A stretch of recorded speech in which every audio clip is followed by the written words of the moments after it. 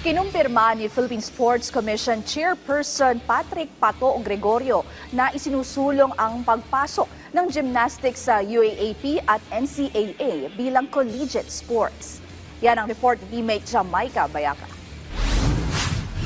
Matapos ang makasaysayang 2 Olympic gold medal si Carlos Yulo sa Paris 2024, ang kauna-unahang Pilipinong nagwagi ng multiple gold sa isang Olympics, lumalakas ang panawagan na isali ang gymnastics sa mga major collegiate tournament sa bansa. Ayon kay Philippine Sports Commission Chairperson Patrick Pato Gregorio, inilalapit na sa UAAP at NCAA ang gymnastics at aasahang masasaksihan na ito sa susunod na taon.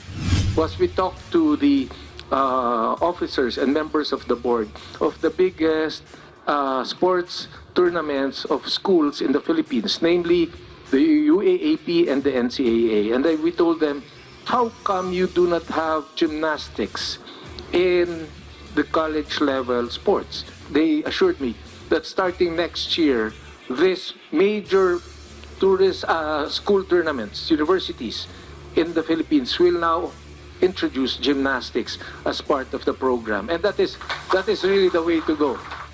Sa kasalukuyan, ang gymnastics ay masakit na naiiwan sa mga traditional na palaro sa kolehiyo kahit na ang Pilipinas ay may malaking potential sa sports na ito. Kaya naman bukas ang PSC na suportahan na infrastructure, training at grassroots programs para mas maikonekta ang mga batang gymnast sa collegiate system. Nasa halos 20 sports ang opisyal na nilalaro sa UAAP, kabilang na ang basketball, volleyball at athletics. Inaasahang madaragdagan ito sa pagpasok ng mga bagong sports sa mga susunod pang season.